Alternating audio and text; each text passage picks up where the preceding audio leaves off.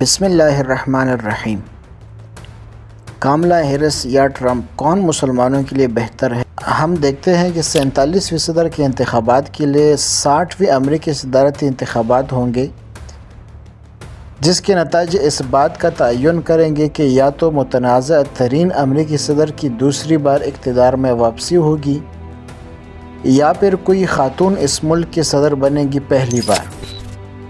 نہ صرف امریکی عوام بلکہ دنیا آج اس الیکشن کے نتائج کا انتظار کر رہی ہے، اور ابھی آپ دیکھ رہے ہیں میڈیا صرف یہی چیز دکھا رہی ہیں جس کے اثرات دنیا اور خطے کے سیاست اور معیشت اور بعض ممالک کی صورتحال پر ان جیسے واقعات سے زیادہ ہو سکتے ہیں۔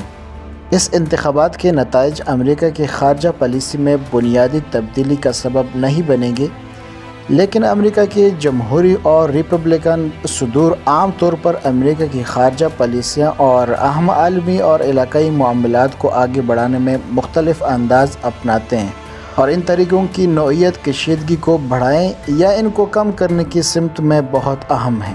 اس وجہ سے اب نتن یاہو، پوٹین اور کچھ عرب شہزادے جیسے جماعت ٹرمپ کی واپسی کا وقت گن رہی ہے، لیکن دوسرے ممالک چاہتے ہیں کہ کاملا ہیرس جیتے۔ اس الیکشن میں مقابلہ امریکن الیکٹورل کالج کے 538 ووٹوں میں سے 270 ووٹ حاصل کرنے کا ہے۔ ان 538 الیکٹورل ووٹ میں سے 445 ووٹوں کی نوعیت تقریباً اب معلوم ہے۔ امریکی انتخابات کی تاریخ میں 43 ریاستوں کی شناخت اکثر پہلے سے واضح ہوتی ہے۔ ان میں سے کچھ سرخ اور ریپبلکن ریاستیں ہیں اور کچھ ڈیموکریٹ اور نیلی گرین ریاستیں ہیں۔ کہا جا سکتا ہے کہ ٹرمپ کے پاس اب 538 میں سے 213 الیکٹورل ووٹ ہیں۔ اب الیکشن جیتنے اور ہارنے کا سب سے اہم عنصر 7 ریاستوں میں سے ان کے نتائج ہیں۔ ان میں سے جو پہلا ہے وہ شمالی کیرولائن، جارجیا، میشیگن، ایریزونا، وسکونسن اور نیواڈا ہے۔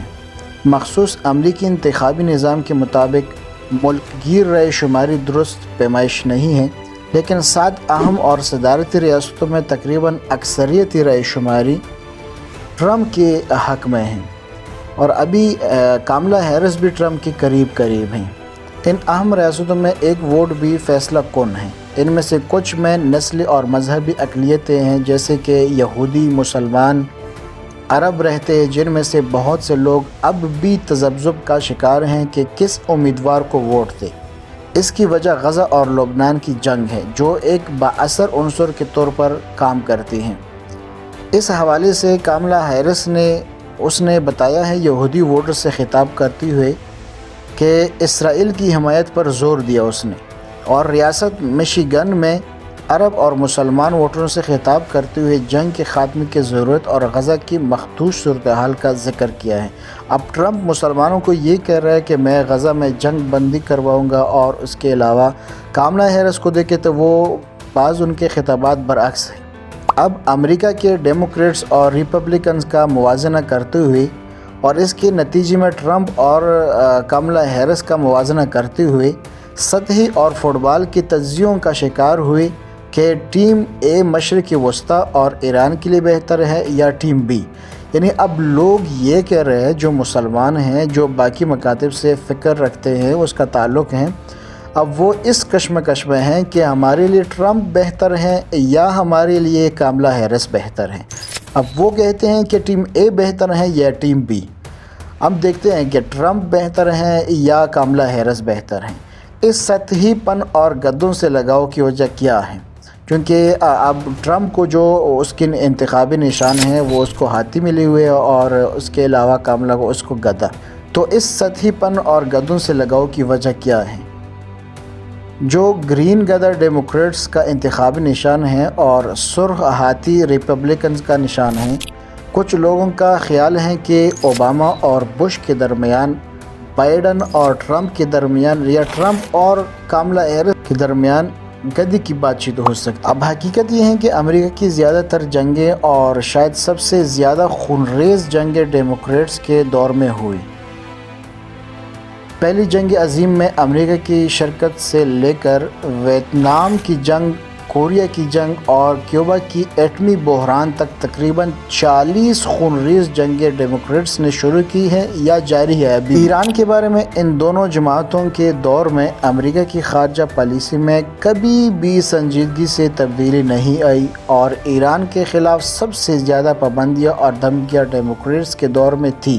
حقیقت یہ ہے کہ امریکہ کی خارجہ پالیسی بین الاقوامی طرز عمل پر مبنی نہیں ہے۔ ہاتھی اور گدھے، تکبر اور جبر کا یہ طرز عمل اور پالیسی ہمیشہ متعین اور ناقابل تغییر ہے۔ امریکہ کی تاریخ اور اس ملک کی طرف سے براہ راست یا پراکسی کے ذریعے دنیا میں ہونے والی جنگوں کا تفصیل علم یہ ظاہر کرتا ہے کہ یہ دونوں جماعتیں جارحانہ حقیقت پسندی کے معاملے میں مشترک ہیں اور ان میں کوئی فرق نہیں ہے۔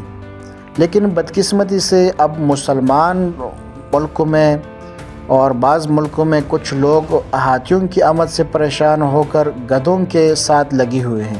اب ان کو پتہ نہیں ہے کہ انہوں نے غزہ میں کون سی جارحیت انجام دی ہے۔ غزہ میں اب تقریباً 43,000 کے قریب لوگ شہید ہوئے اور لبنان میں اس کے ساتھ کیا کیا ہے اور باقی مسلمانوں کو کس طرح آپس میں لڑائے ہیں۔